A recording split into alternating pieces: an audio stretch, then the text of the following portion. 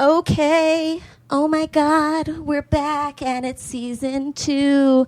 And when I say we, I mean we. Hello, everyone. Welcome back to How Come, season 2. How come? How come? How come I can't achieve? How come I can't achieve? I'm rolling up my sleeves. I'm rolling up my sleeves. Oh, baby, I believe these guests can help. 'Cause I can't do it by myself. I wanna just... Woo! Oh my God. Okay, it's season 2. Guess what, you guys? This season, it's double the cum, double the Casimir. I'm here with my favorite guest co-host from last season. She's also our co-producer and our head researcher and only researcher. You guys, Charlotte Casimir is here. My sister, Charlotte, say hello. Hi, guys. She was my guest co-host on a lot of episodes, the most important episodes last season, I think. Yeah. The first one, the 6th one, which is when I came. Congratulations, you were also on. Some momentous occasions. Some momentous occasions, yeah. And this season, you're going to be here all the time. Not necessarily always on mic, but she'll be here so that you guys can be assured that we are getting #1 research. Exactly. Yeah, I quit my job. I had a full-time job last season. Yeah. So it was hard to do both. But now I'm here. Yeah, sometimes I would even edit her into episodes that she wasn't at, FYI. I like that. Yeah. I wanted to feel like I was there. Yeah. I hated missing stuff. Yeah. But now she gets to be here more than in spirit. She's just next to me, and we're always coming to you from our grandmother's house where I live. Shout out to Nanny letting me talk about orgasms and have them in her home. What up, Nan? We're going to try to get her on this season. Charlotte, I'm going to do something about it. It's first of all, she doesn't understand yet that it's not video, which is so unnerving. She's like, I look terrible. I'm Part of me thinks it's audio. She doesn't want to understand. Yeah. But she has the convince her. best insight. Every time I talk to her about oh, what was your first date like? What was your first time? It's the most interesting shit. And she it's has so fascinating stories. Yeah. So different. But yeah, so Charlotte being more present this season means 2 things. 1, more fun for me, best times ever. 2 is we're just going to have way better guests. Yeah. So I mean, not better, but it's last a whole season, new season. It's a whole new thing. Season 1, my journey. Yeah, now, I think season 1 was who are you very comfortable with? Yeah. And who has amazing stories. Yeah. This is kind of kicked up a notch of who are experts and who really know their stuff and who listeners will also know. Exactly. And we just want them to answer all the questions for you that we can't answer and that we're wondering ourselves. So exactly. Charlotte we has been booked working some her little really cool stuff. Yeah, really cool I'm stuff. I'm so excited. And obviously, I'm going to have comics in along the way. It's still going to be a fun-ass podcast. Just because she's here doesn't mean it won't be funny anymore. No, I'm just kidding. No. We're not going to have you on the mic all the time. Why? I sound like this. You sound like me. It's a problem. Like you, but worse. Yeah, but me with a cough. But a lot of you have been more Charlotte. And I'm I agree. But the problem is that we have the same voice. So Charlotte's going to be here just so that you guys know she's here. She's doing all the research, all of the information. I'll answer your questions. Yeah. I'm just not going to do it verbally. Yeah. And this first episode, sorry, you're going to have to deal with our voices because Charlotte is a super fan of this first guest. I am. And it would be rude not to let her on mic the entire time. I'd hurt you. She'd hurt me. Charlotte, do you want to tell them about our first guest? I'd love to. Okay, go ahead. Our guest today, I am super excited about. He has a sex advice column called Savage Love. He's the host of the Savage Love Cast and Hot Mic with Dan Savage. And he's the editorial director of The Stranger, which is Seattle's weekly alternative newspaper. I mean, honestly, his stuff has been in publications from the New York Times to GQ, Rolling Stone, everywhere. He's been on CNN, MSNBC. He's written books. What are the books called? He is incredible. Skipping Towards Gomorrah, The 7 Deadly Sins in the Pursuit of Happiness in America, The Commitment, Love, Sex, Marriage, and My Family. He's just done so much. He's so smart, so outspoken. He's the guy. He's the guy. He's the podcast sex guy. Literally, for decades now. Calling in all the way from Seattle via Skype. Dan fucking Savage. Woo! And his... Oh, I can't say that. What? I want to say his Skype name. No, you can't say his Skype name. Oh, hello. There he is. Hi. It's so nice to meet you. Thank you for talking to us. This is our grandma's home. Welcome. Oh, right. Yeah, welcome to our grandmother's home where I live and we record this podcast. And this is the season 2 opener of How Come. Season 1 was all about the fact that I could not have orgasms. I was 28 and I was like, I need to be held accountable because Charlotte was like, you're a lazy masturbator. So I haven't been getting assignments anymore after I come, but all of our listeners who still are on the journey are like, can you keep taking assignments from experts so that, you know, we can feel like we're on a path to self-discovery as well. So you're the best at advice. You've been giving advice since... Decades. 91? 1991. Yeah, 91. That's a long time. What was the best advice you have ever gotten surrounding the female orgasm?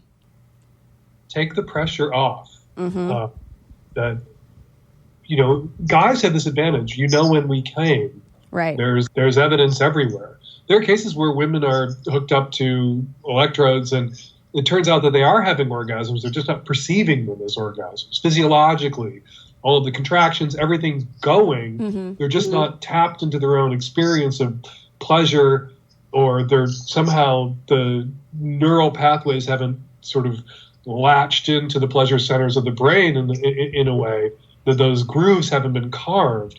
So sometimes the best advice, and I think often the best advice for women who are having trouble coming, is to relax and take the pressure off.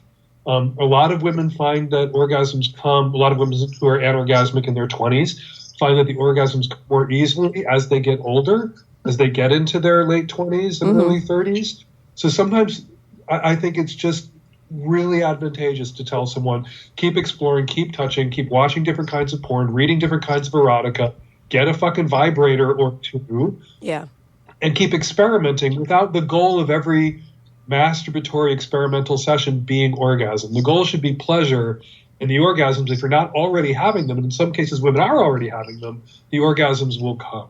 So wait. You know, one of the things that often happens with young men when they first start masturbating, they masturbate for a long time without ejaculating. And then the ejaculation happens and they're like, what the fuck was that? Young boys sort of, when I was young, you know, my peers, pre-internet porn, when everyone had access to internet porn all the time, maybe you saw a little bit of pornography with some hard dicks in it, but you didn't see ejaculations. And so young boys, 12, 13, 10, 11, 12, 13, 14, would be masturbating and enjoying how pleasurable it felt to stroke without coming. And then one day they kept stroking past it being too ticklish, and they ejaculated, and that was like, what the fuck was that? Oh, God.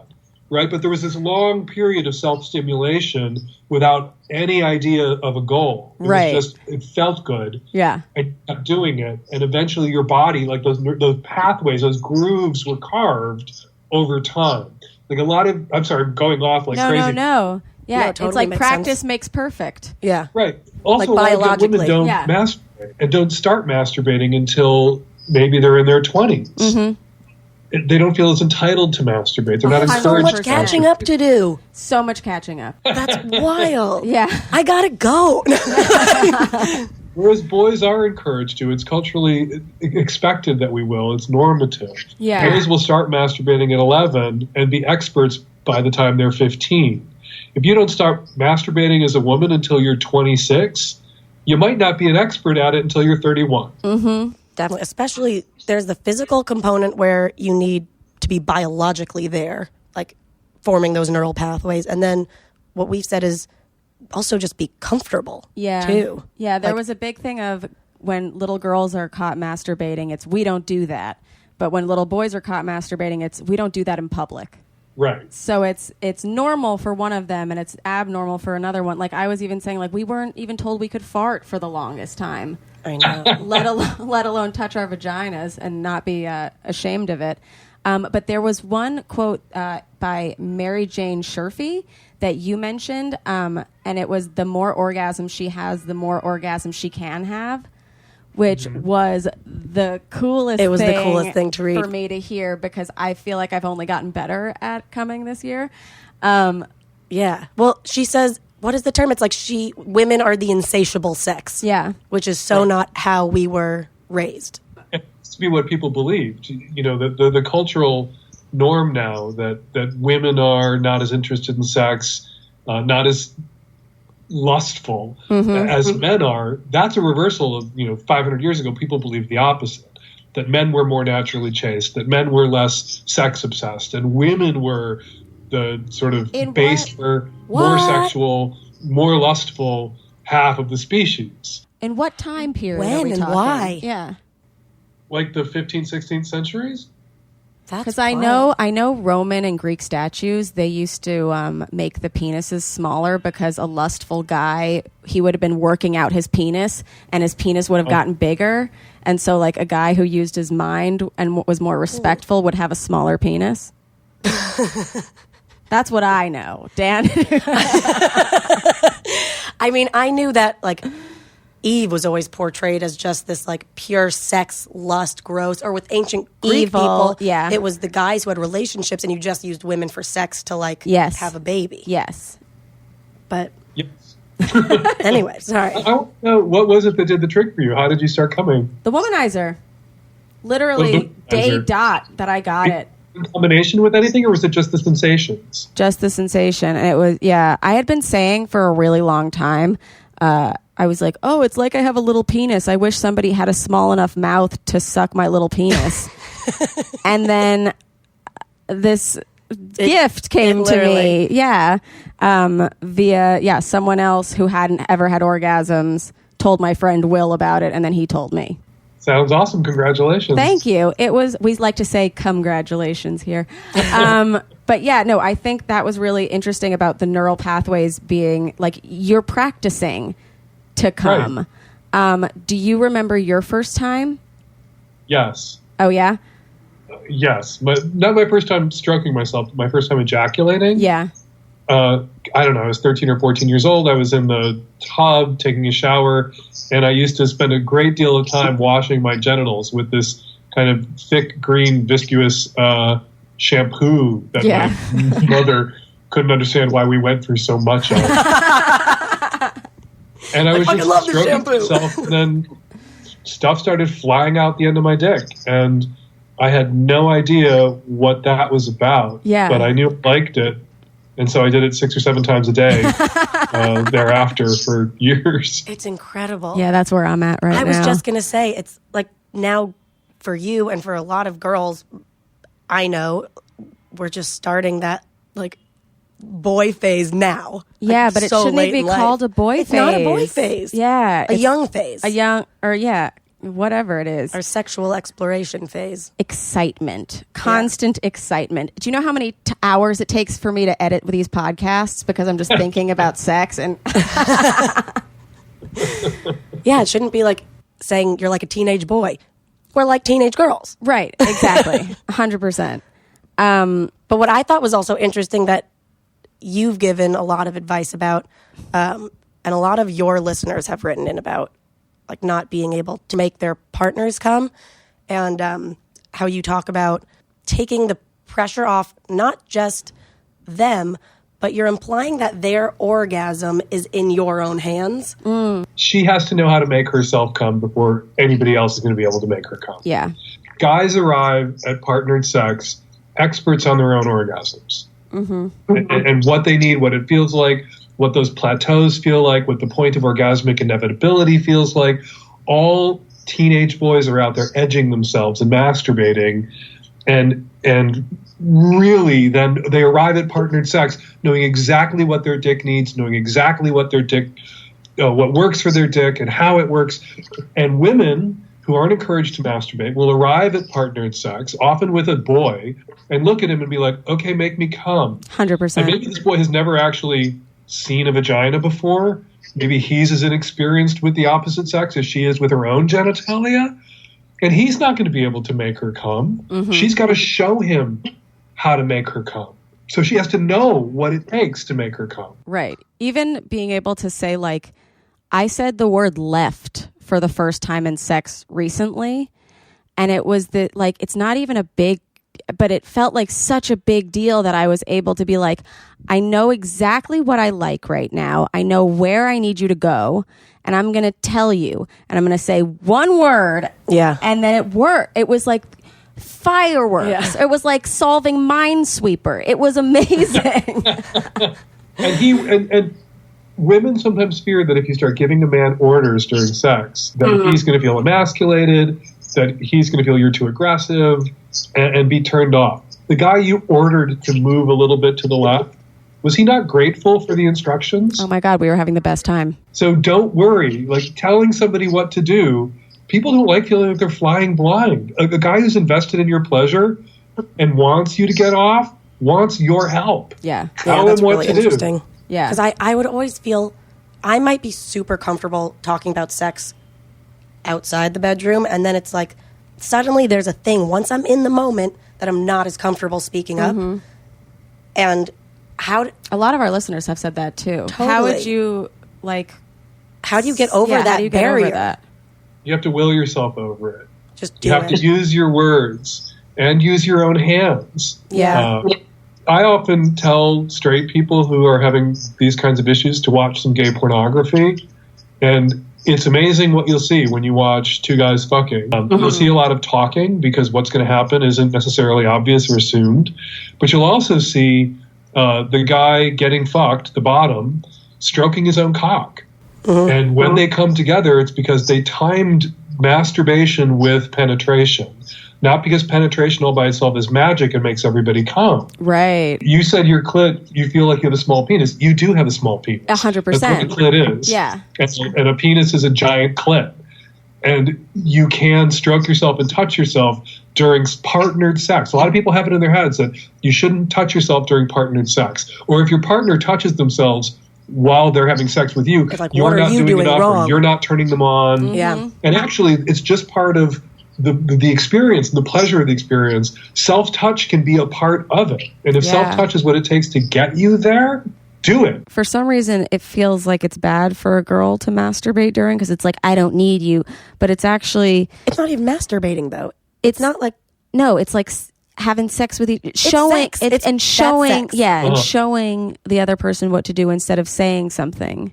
like a lot of people won't touch themselves during sex because they're afraid that what that means to the other person is you're not You doing can't it for do me. it. Right. You're not doing enough. When instead it's not you can't do it. It's look, this is how I do it, which isn't like a bad thing. it's also let's do it together at the Together. same time, which Yeah, is yeah, very yeah. hard. But what you were saying before is like you have a tough time vocalizing it. Yeah. Like maybe you could be like, hey, look, you know, it could just be like easy. Not that necessarily that's any less embarrassing, but that's a way that you don't have to use your voice. Right. Is just to do. Yeah. Watch the gay porn. There's nobody ever in the middle of like gay sex looks at the guy getting fucked who's stroking his dick and is like, stop that. What are you doing? Why are you touching yourself? He's supposed to do that. Get Right. your Only hands I'm off your touching you dick. with my magic penis, and that's all you should need. Right. Well, I love how you have said magic penis a lot because guys are there's an episode where you were talking about the Aziz Ansari story from babe.net, a caller who had a guy who was a little too aggressive with her, and she was asking, is it on me to tell him about this for the next person? Basically the campfire rule. Right. Leave someone in better shape than you found them Yeah. for the next person that they're with. Yeah. So if there's some feedback that they need, if they busted a move from pornography that is a move that should be negotiated and not just attempted, and they just went for it, they need some critical feedback. They need to know that that was unpleasant, unwelcome, shocking. People need to hear. People need to be told. And Right. you know, people often have a bad experience and they think, well, I'm never going to see that person ever again. Yeah. Or take some responsibility, a little bit of responsibility for the next person that Yeah. person ends up in bed with, and, you know, give them some critical feedback if they did something that you found unpleasant. And who knows, maybe in the way they react to that critical feedback, you may revisit your decision not to fuck them again. If you give them critical feedback and they welcome it and they are positive about it and they're grateful, then maybe they've learned a lesson and maybe you can communicate with them in a different way sexually and feel comfortable fucking them again. Yeah. What was interesting too, though, was that so many women have given feedback like, oh, yeah, or they'll fake orgasms.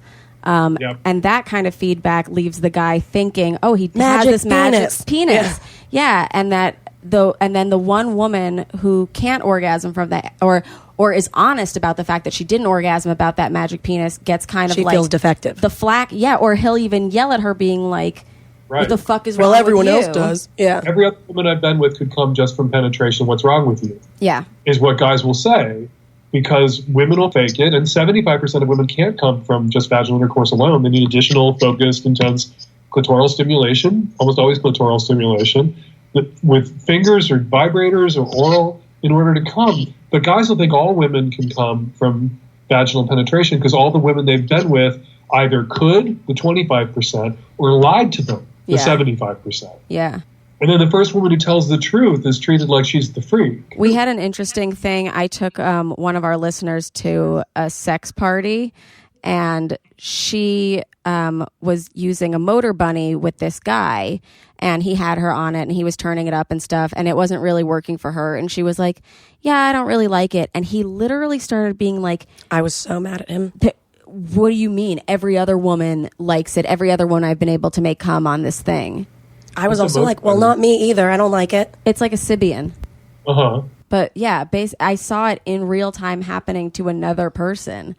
And I was like, oh my God, at a sex club where this is supposed to be like the most open, the nicest people, the most understanding, somebody getting offended about not even their anatomy, a machine.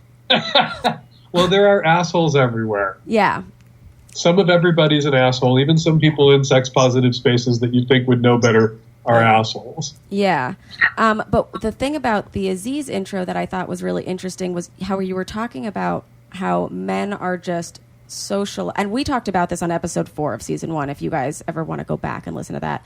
I don't know if I covered it in the appropriate way, but I liked your take of men are socialized in a certain way that they might not realize those nonverbal cues, and sometimes it is on the woman to leave. Yes.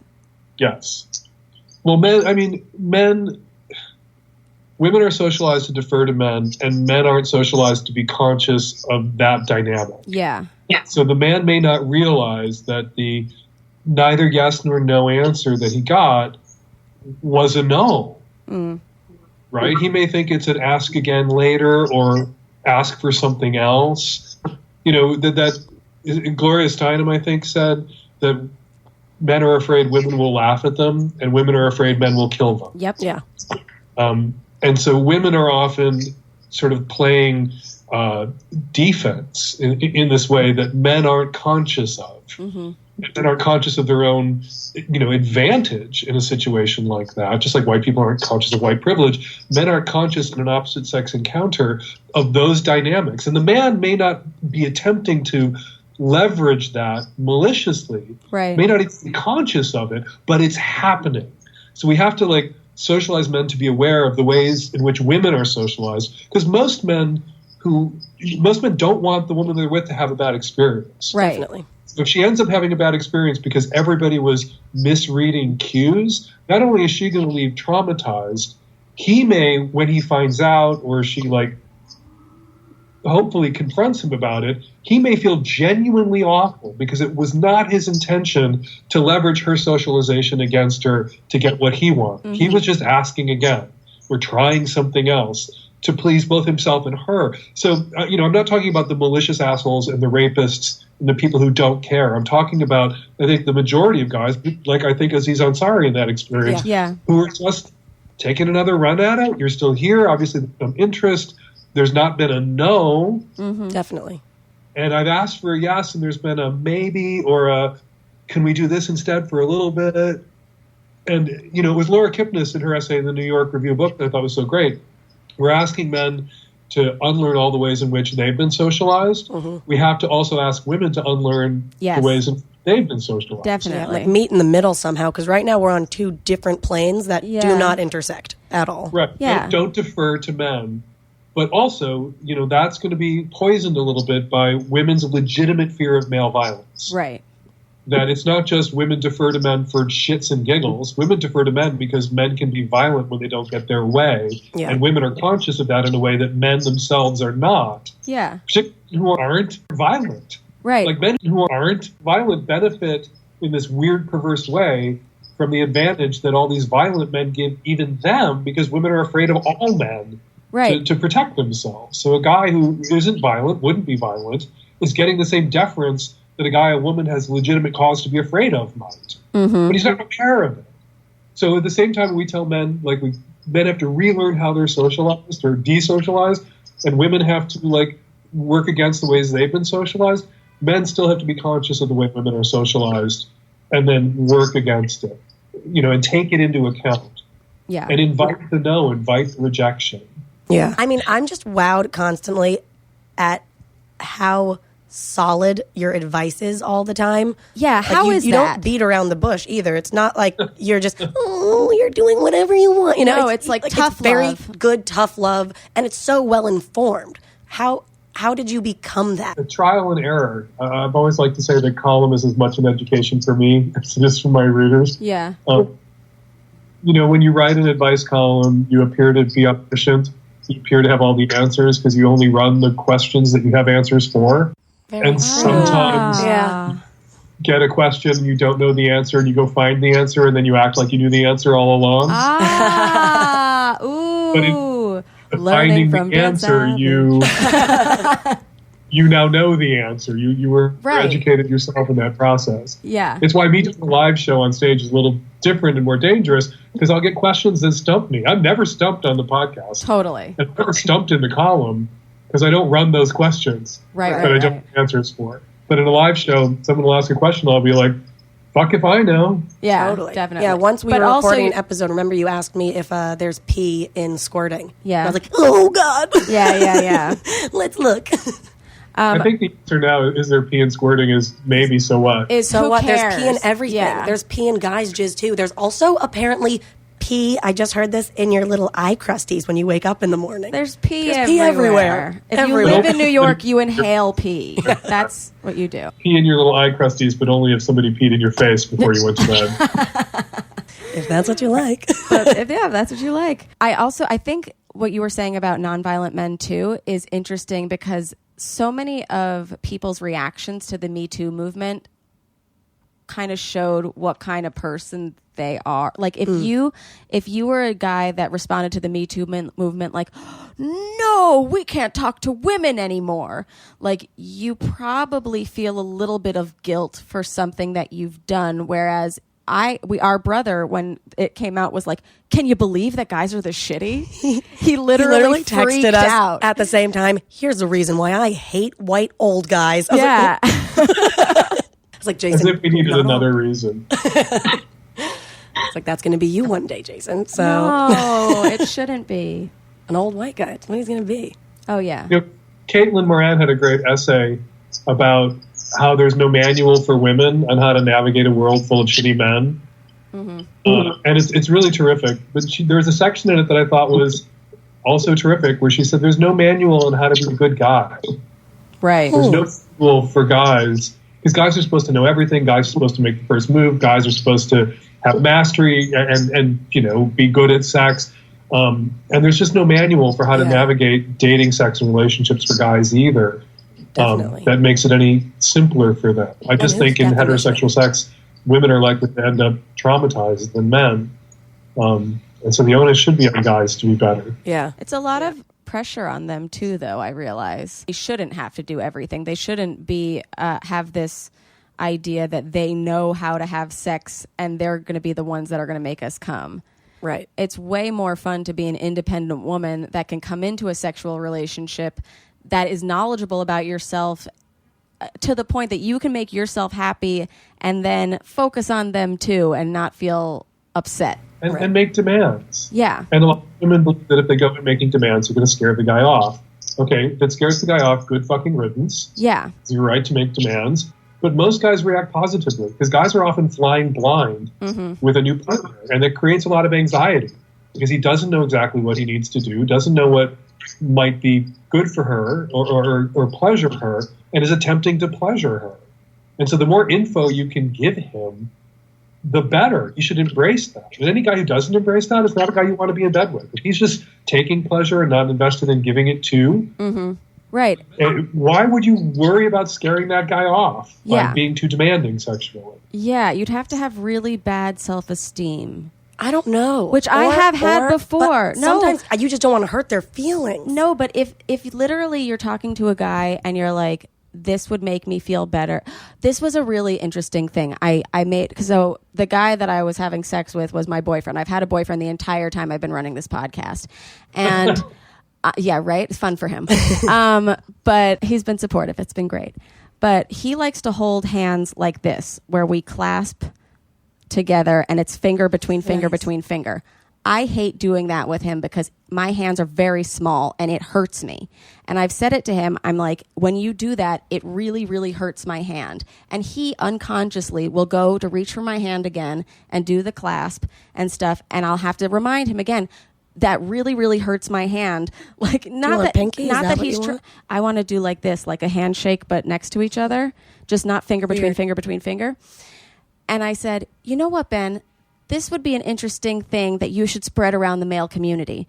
Because if you think about how difficult it is for me to keep telling you that you're hurting my hand and we're not in the throes of sex, can you imagine what it is like for every girl that has to tell a guy, you're being too hard on my vagina, or you're doing, you know, whatever, when they're literally giving into their animal instincts? Yeah. I mean, this is such an extreme story, and you know this, but I think a lot of it is a shyness thing. When I was 8, I was horseback riding, and I was a profoundly shy kid. And the horse backed out of the stable, stepped on my foot, and I was too embarrassed about it to say anything.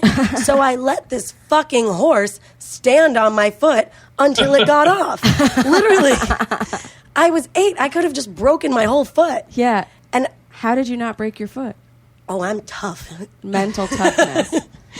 But how do you, like, do So you afraid of think... making a scene, so afraid of attracting attention to yourself. Yeah. Yeah. That you advocate for yourself in a moment when a horse is standing on your foot. Your self-preservation instincts were overridden by your self-consciousness around being the center of attention or attracting any positive or negative attention to yourself. And that's going to carry over into sex. Yeah. There's a lot of cases, particularly with our terrible sex ed in this country, where women arrive at sex, girls arrive at sex, not knowing that they're supposed to be pleased by it too. Nope. Not knowing that it's supposed to be pleasurable, not just for him, but for her. So women will have uncomfortable, even painful sex without objecting, Yeah. because they don't believe that it could be any other way or should be any other way. That it jives with their expectations. And that's really an indictment of sex ed that only centers reproduction and then As only sex. centers male pleasure, because only male pleasure is absolutely necessary for reproduction. Yeah. And it completely goes away from any LGBT person who thinks that now they can't have sex. I literally, like, and I've said this, we had a sex ed episode where I was like, I didn't think lesbians could have sex. Meanwhile, they're having more orgasms than any straight woman. Right. And particularly even young lesbians. Yeah. There's no orgasm gap with bisexual and lesbian girls and their partners. Whereas straight girls and their male partners, there's a huge orgasm gap. Yeah.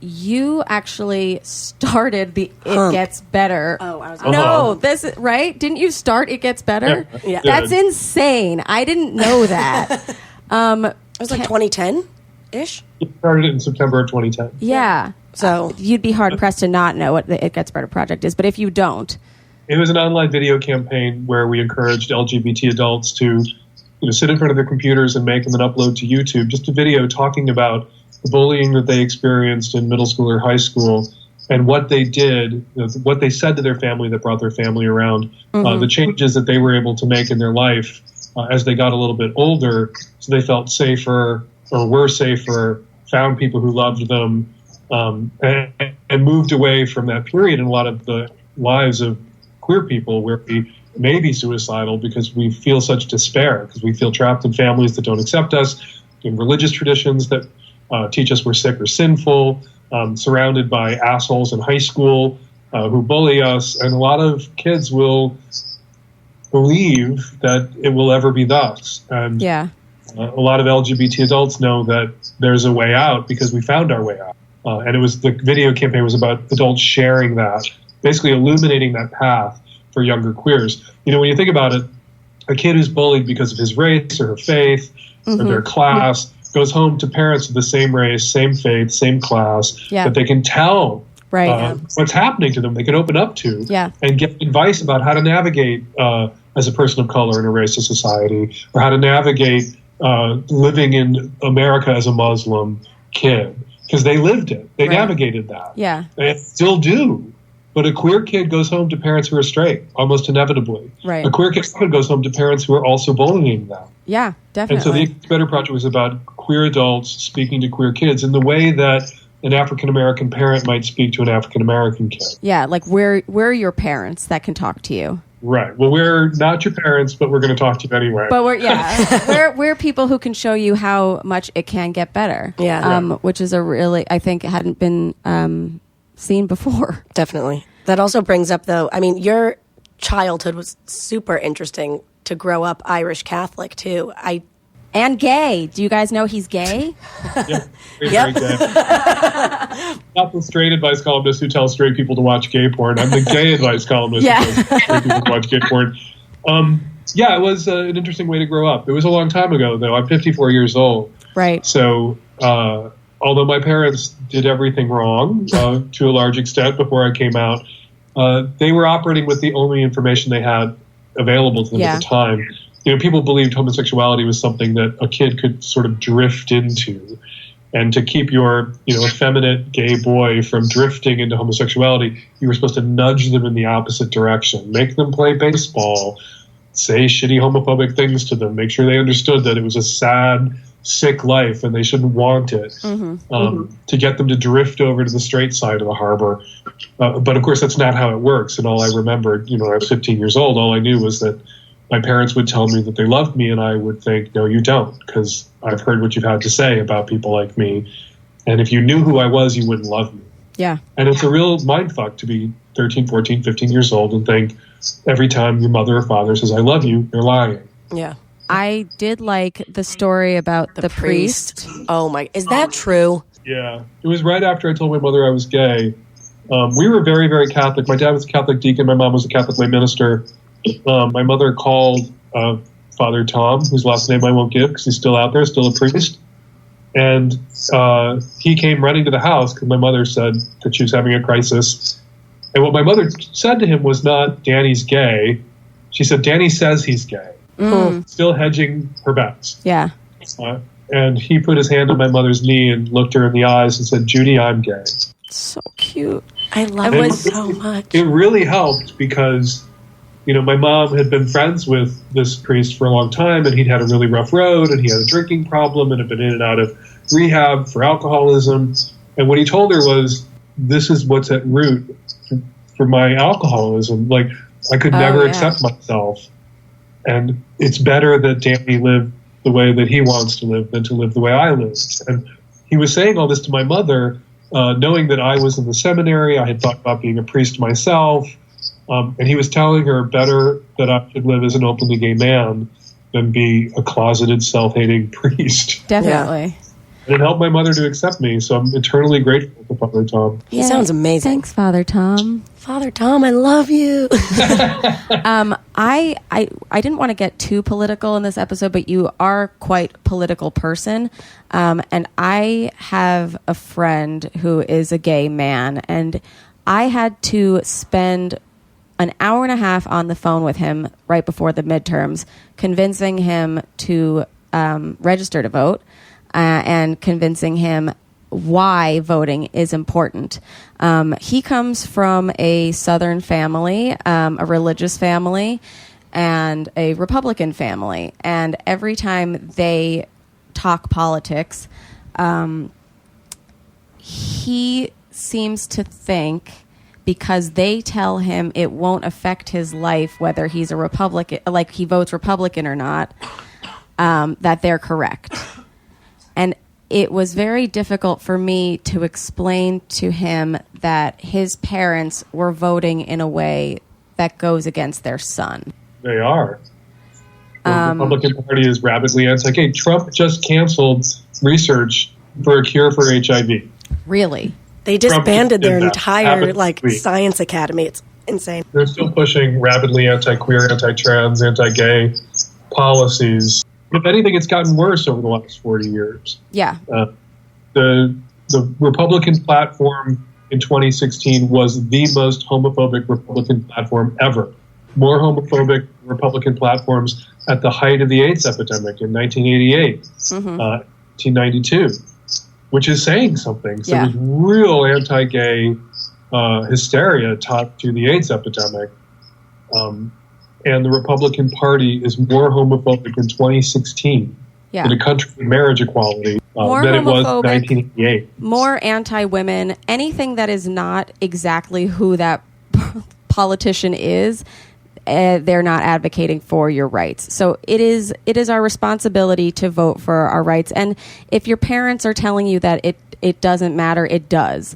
They unfortunately aren't maybe looking out for your platform. Now, I had one more question before you have to go, because there was a really great caller, and this is something that we've really struggled to deal with. A caller called in on the Sarah Silverman episode of your podcast, and she was asking about her little boy putting things up his butt. You very smartly said it doesn't matter if you tell him not to put certain things up his butt, because you tell them not to put things in their mouth all the time, and that doesn't mean never put something in your mouth or never put something in your butt. It's just don't stick a Lego up your ass. But how do we talk to small children about having sex, and when do we do it? Well, I think you do it when that child expresses an interest, and usually the opening is the child wanting to know where babies come from, where they came from.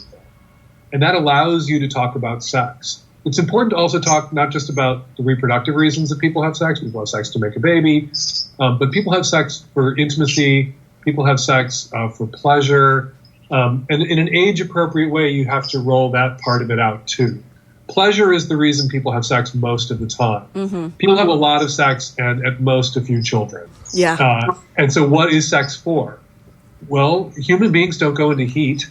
Human beings are built to have a lot of recreational sex, built to have a lot of intimacy, because it's doing something else in our lives and doing something else in our society and our culture and our relationships. And that other stuff is arguably more important than the making a baby thing.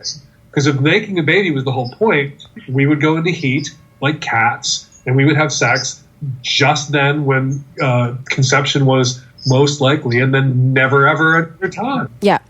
All the rest of the sex that we have, when a kid gets to be 10, 11, 12, then you need to have that conversation that's not just about reproduction, but that's about connection, it's about intimacy, a conversation about consent, and a conversation about pleasure. What about, though, I heard a very crazy story recently about, I don't even want to call it crazy, but it's crazy, about my friend knows a guy who was caught when he was 3 years old by the nanny having sex with his 7-year-old sister. Full penetration. What do you say to that? Like, that's a very odd case. Yes. But you don't overreact. Okay. You say to a kid, yes, it feels good. It's not appropriate, particularly for siblings. And there will be a time in your life when that's appropriate. You'll find appropriate partners. But we don't touch our genitals to the genitals of others at your age, particularly with a relative. Yeah. No, that's a crazy, but like I know a lot, like I used to grind with a lot of my girlfriends when I was younger. Like how far is too far? Or, you know what I mean? Well, obviously penetrative sex at age 3 and 7, incestuous penetrative sex at age 3 and 7 is too far. Yes. And those are kids you're going to want to keep an eye on because you don't want your reaction to make what they're doing so Like taboo. deliberately forbidden Yeah. that they're going to sneak around behind your back and do it. Right. But you also don't want to allow them to think that this is something they should do or should continue to do or could continue to do, because then they may begin to act out with other children. Right. And that's a nightmarish way to wind up with a stigmatized child or a real sex panic in your community or the community in which you live. And so it's a real fine line. It's a difficult line for parents to walk. You need to come down on them in a way that makes them aware that this is something they should be doing, but not come down on them so hard or flip out so hard that you make what they were doing seem tempting, alluring, dangerously attractive. Ah. Yeah, it's like the Romeo and Juliet effect. Yeah. Sarah Silverman told the funniest story right. about her niece, I think, when she was like starting to masturbate or whatever. She was like, always had her hands in her pants. And her mom was like, don't do that because I'm nervous that if you masturbate, she had glasses, you're going to infect your eye or smudge your glasses or whatever. And the kid was like, oh, okay. And then a few days later, the mom sees her like digging around in her pants again. And she goes, no, what are you doing? What are you doing? And she goes, well, this hand is for my vagina and this hand is for my glasses. What a smart kid. So funny. So cute. Okay, so you have to go. I just want to tell everybody to check out Hump, which can we just talk about a teeny tiny? Well, Hump is an amateur porn film festival that's created by the audience. People make and submit 5-minute or less porn shorts. Some of them are animation, some of them are musical comedy, some of them are erotica, some of them are graphic and pornographic. It's whatever people want to submit. And, there are a lot of people who will say about porn that they don't like it because it's dehumanizing. Mm-hmm. And they worry, do the people who are, on my device, I'm looking at porn on my computer, were they willing participants? Did they do this because they were forced? Are they under economic duress and they're just doing this for the money and they're hating it? And that ruins the enjoyment for a lot of people, like worrying about. Yeah, that's always what I thought about porn. I thought it was just people getting used and like who were there and like needed money. Yeah. Yeah, I guess I will say it always seemed like something that wasn't a first choice. Yeah, definitely. And it was a fallback or they had to. Yeah, and now I see that with commercial porn actresses too. I'm like, oh, you can also be there because you know that your body can make money in this way. Or that you like doing this. Like, it's not just like, oh, this was the last resort. Well, it did remind me of our upcoming episode. We have some really interesting people who can. I was going to say that, but they're talking about porn and like. But this film festival is interesting because it's amateur people. Definitely. Everybody in Hump, it's friends and lovers who make the movies. Yeah. So you don't have to worry that anyone's doing it under any form of duress. And that is then like frees people up to really enjoy it.